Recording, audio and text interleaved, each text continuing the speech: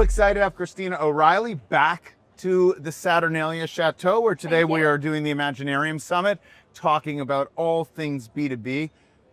Hootsuite, yes, new CMO, a lot of exciting. Tell us a little bit, when you step into a CMO role in this day and age, when there is so much opportunity, so little clarity on some of that, tell me what it's like and the decisions you have to make as you get started. Oh, there's too much, actually. So you really need to zero in and focus on where you think you're going to get the lowest hanging fruit, your biggest bang for your buck. So like the upper right, Right, and it's just technology is changing so fast. Look at what has transformed in the last 6 months compared to today.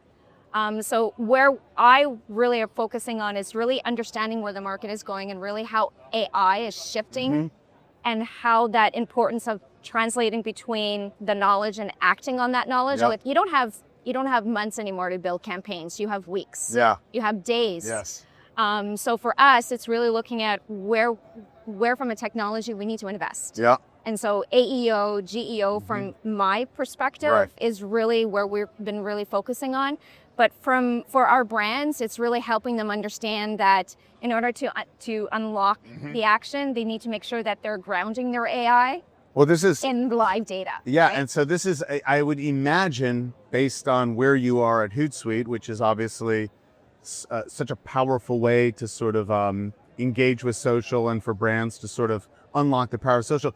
You're keenly aware of the need for speed to be in culture and to and to go from insight to action. How are you trying to address that and do that as you're just building this? I'm sure 2.5 months in.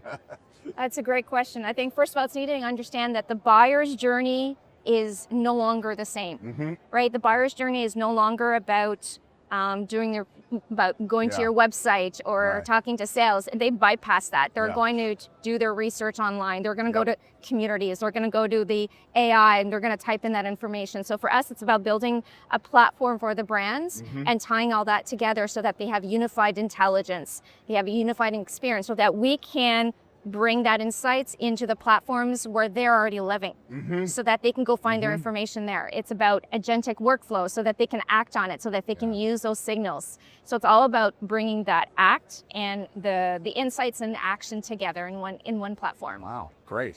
It's a great answer. It's a very good answer, right? All right, so I have a great team. Yeah, I know. Well, I'm impressed. So you are here in Cannes. Yes. During the Cannes Lions Festival of Creativity. This is one of the greatest, well, certainly probably the greatest exhibition of what is current in marketing today. It's your first time at Cannes. Yes, it is. And so I would love to hear, one, what's that experience like, particularly as you are making all of these foundational decisions for this, exciting new role that you have? I think it's very humbling. There are so many smart, creative, intelligent people here that you just don't realize. So it's just, you just surround yourself with all of that. So it's very humbling, but it's also very creative for myself. I've been able to tap into some creativity, just understanding all the different cultures and experiences and applications and technology. So the number of people that I've met this week with customers and partners especially, we've met so many of our partners, and it's just been, my brain is just at capacity. I don't think I can absorb anymore. It's overwhelming. It is certainly overwhelming, have you felt like have you had any aha moments? Hi, Tom. That's what Cannes, that is what Cannes Lion is. That is what Cannes is like. So have there been any aha moments? Seeing a lot of people on the street. I think for myself is, while AI is really at the forefront, there's still a huge gap. There's still a huge gap in understanding how to apply that AI. And really, we did a study just recently, and one of the studies was 64% of marketing leaders admitted to wrongly assuming that general AI would give them the real-time insights. Right. Wow. Right. So there's still, while we've moved forward in a long way, there's still so much more in terms of education need to happen. So that's one of my aha moments. Yeah, well, certainly AI is certainly au courant Yes. this year. And there is an enormous amount of exciting stuff happening Yes, there is. in that space. Do you, when you look at B2B right now, right? And, we've heard some other talks here around account-based marketing and how there are new approaches to data and intent data. From your side, both as the Hootsuite product and, it unlocking all of those go-to-market capabilities around social, are there any things that you feel are opportunistic and changing right now? Yeah, and I think one of them is well, actually, this. How much time do we have? Oh, yeah, right. No, I think one of them for brands is making sure that you're not relying on your general purpose AI as your real-time insights. Make sure it's grounded into live data.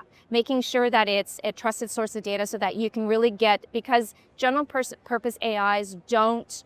They're not real time. Yeah. They're not real, and they're based on historical data on the past. They don't have the brand context. They don't have the signal cues. So it really is that part is really that. And this generation, let's be the B2B buyers are younger. Yes. And they're not looking for your traditional path of what we're used to seeing in terms of where they're going to get their information. Right? They're going to get their information. They're gonna type it into their LLMs, and whether or not you're showing up in those LLMs is really critical. So as a leader from a marketing standpoint, it's really understanding what is AEO, GEO, and really getting in there and getting yourself at the top of the funnel in terms of that. And then second, it's really making sure that you're using connectors so that you're in the platform and you're gathering that data, but then removing the friction so that you can act on it within hours, within days. You just don't have the time. And so you have to bring your team along with you as well. The customer journey has changed so much in the past 18 months, and speed to engaging with that unique customer journey of your buying committee is so critical and so hard. The way you've articulated, you may be when somebody asks me what's your aha moment, it may have been the tail end of this conversation. So I have heard that there may be some exciting things happening at Hootsuite right now. So is it a little birdie, a little tweet? I think, Well, so we have some great announcements coming out later on this afternoon.